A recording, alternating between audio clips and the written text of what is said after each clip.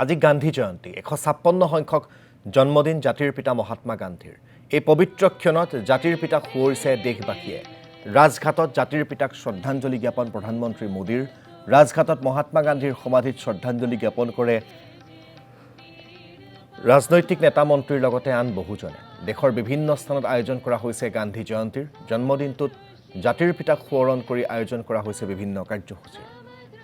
আমাক উদালগুৰিৰ পৰা তাৰে কিছু পৰিৱেশ দেখুৱাব মুছাদ্দিক হুছেইনে 156 সংখ্যক জন্ম জয়ন্তী আৰু এই উপলক্ষে সমগ্ৰ দেশজুৰি আসলতে পালন কৰিছে আৰু সামগ্ৰিকভাৱে এই মুহূৰ্তত মই আছো উদালগুৰি ভেৰগাঁৱত আৰু উদালগুৰি ভেৰগাঁৱত ইতিমধ্যে আপচুই তেখেতসকলে আসলতে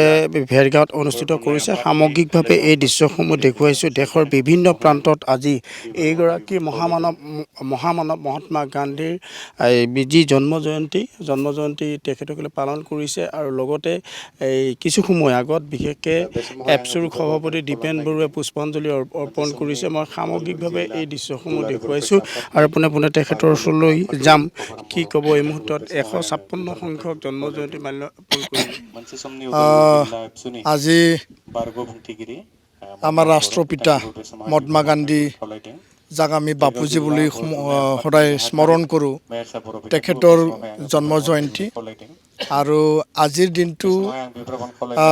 international day of non violence মানে বিশ্ব অহিংস দিৱস হিচাপে ৰাষ্ট্ৰসংঘই 2007 চনৰ পৰা পালন কৰি আহিছে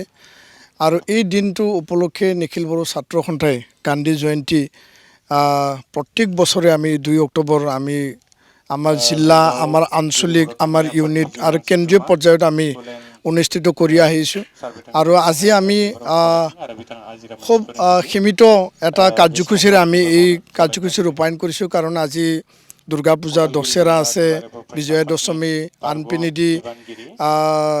বিভিন্ন কাৰ্যসূচীবিলাক চলি আছে তো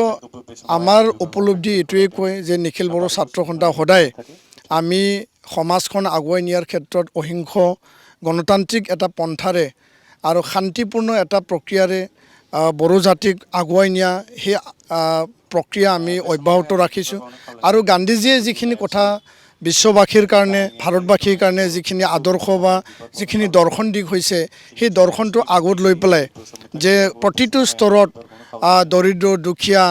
আৰু আমাৰ শোষিত বঞ্চিত সকলোকে আগুৱাই নিয়াটো মানৱতা মানৱ জাতিৰ সকলোৰে ধৰ্ম আৰু এই কথাটো নজৰ ৰাখি পেলাই গান্ধী জয়ন্তী সেইদিনাখনে আমি বিশ্ববাসী বা অসমবাসী আৰু ভাৰতবাসীক জাতিটো আগুৱাই নিয়াৰ ক্ষেত্ৰত গান্ধীজীৰ যিখিনি যুক্তি সহকাৰে তেওঁ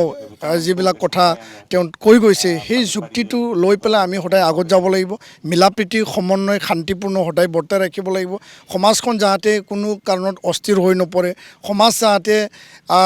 বিভিন্ন বেআইনী কাৰ্যকলাপ দি যাতে ধ্বংস নহয় তাৰ কাৰণে আমি সমাজখন সুস্থিৰ কৰাৰ কাৰণে যিবিলাক মানে ডাইনী প্ৰথা ড্ৰাগছ মদ ভাং জুৱা